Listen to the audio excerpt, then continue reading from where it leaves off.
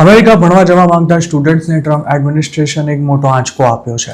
ગુરુવારે ફાઇનલાઇઝ કરાયેલા રૂલ્સ અનુસાર હવે મોટાભાગના ફોરેન સ્ટુડન્ટ્સ અને એક્સચેન્જ વિઝિટર્સ એક્સટેન્શન વિના 4 વર્ષથી વધુ સમય અમેરિકામાં નહીં રહી શકે.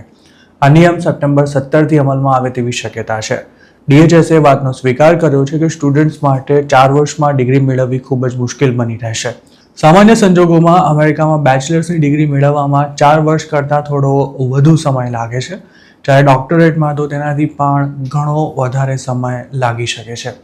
જોકે ફેડરલ ગવર્મેન્ટનું એવું કહેવું છે કે સ્ટુડન્ટને ઓવરસ્ટે થતાં રોકવા યોગ્ય પ્રોસેસ અમલમાં મૂકવી જરૂરી છે.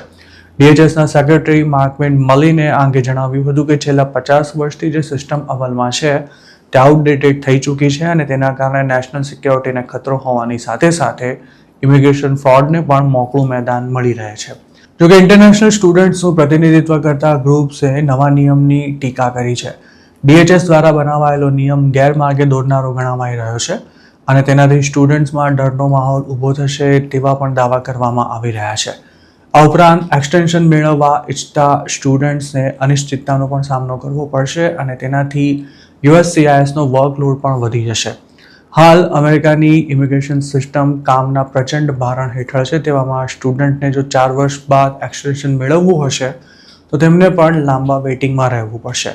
આટલું ઓછું હોય તેમ જો 4 વર્ષના સ્ટે દરમિયાન કોઈ સ્ટુડન્ટથી કાયદાનો કે નિયમનો ભંગ થયો હશે કે પછી કોઈ બીજો ઇસ્યુ તેને ફેસ કરવો પડ્યો હશે તો તેના વિઝા એક્સટેન્ડ કરવાનો ઇનકાર પણ કરી દેવામાં આવે તેવી પૂરી શક્યતા છે. હાલની સિસ્ટમ પ્રમાણે સ્ટુડન્ટ વિઝા પર અમેરિકા જતા લોકોને ડ્યુરેશન ઓફ સ્ટેટસ આપવામાં આવે છે, જેનો અર્થ એવો થાય છે કે તેઓ ફૂલ ટાઈમ ભણતા હોય ત્યાં સુધી પોતાનું સ્ટેટસ ચાલુ રાખી શકે છે અને ભણવાનું પૂરું કરી OPT અથવા CPT મેળવી શકે છે. તેના માટે કોઈ ફિક્સ એક્સપાયર ડેટ નક્કી નથી હોતી, પરંતુ નવા નિયમ અનુસાર 4 વર્ષ માટે જ અમેરિકામાં એન્ટ્રી મળશે. જો તેનાથી વધારે સમય રોકાવું હશે તો એક્સટેન્શન માટે અપ્લાય કરવું પડશે. હાલ સ્ટુડન્ટ્સને 60 દિવસનો ગ્રેસ પીરિયડ મળે છે, જે હવે ઘટીને 30 દિવસનો થઈ જશે અને સાથે જ નવા નિયમને કારણે અમેરિકા ભણવા જવાનું મોંઘું થઈ જશે. જે સ્ટુડન્ટ્સ ઇંગ્લિશ લેંગ્વેજ ટ્રેનિંગ પ્રોગ્રામ્સમાં એનરોલ થયા છે તેઓ હવે માત્ર 2 વર્ષ સુધી જ અમેરિકામાં રહી શકશે.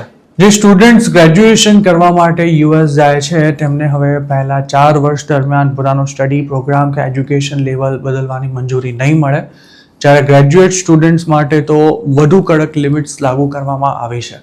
જોકે હાલ જે સ્ટુડન્ટ્સ ડ્યુરેશન ઓફ સ્ટેટસ પર અમેરિકામાં છે તેઓ ભણવાનું પૂરું ન થાય કે પછી મહત્તમ 4 વર્ષ સુધી પોતાનું હાલનું સ્ટેટસ જાળવી શકશે. 2020માં પણ ટ્રમ્પે આ પ્રકારના નિયમની દરખાસ્ત રજૂ કરી હતી, પરંતુ તેનો અમલ નહોતો થઈ શક્યો. હવે જ્યારે આ નિયમ 2 મહિનામાં લાગુ થવા જઈ રહ્યો છે ત્યારે તેની સૌથી વધુ અસર ઇન્ડિયન્સને જ થવાની છે. જો સ્ટુડન્ટને 4 વર્ષ બાદ એક્સટેન્શન લેવું હશે તો તેના માટે USCISનું અપ્રુવલ મેળવવું પડશે, જેના માટે ફોર્મલ ડોક્યુમેન્ટેશન કરવું પડશે તેમજ બાયોમેટ્રિક્સ પણ આપવા પડશે. જે સ્ટુડન્ટ્સ સમયસર એક્સટેન્શન નહીં મેળવી શકે તેમને ઓવરસ્ટે થઈ ગયેલા ગણવામાં આવશે અને આવા કેસમાં તેમની સામે 3 થી 10 વર્ષના એન્ટ્રી બેન સાથે ડિપોર્ટેશનની કાર્યવાહી કરી શકાય છે. આમે ટ્રમ્પના પ્રેસિડેન્ટ બન્યા બાદ અમેરિકા ભણવા જઈ રહેલા સ્ટુડન્ટ્સની સંખ્યામાં ધરખમ ઘટાડો નોંધાયો છે, જેના કારણે US યુનિવર્સિટીઝને ભારે નુકસાન ભોગવવું પડી રહ્યું છે. તેવામાં હવે આ નવા નિયમને કારણે સ્ટુડન્ટ્સની સંખ્યા વધુ ઘટી શકે છે.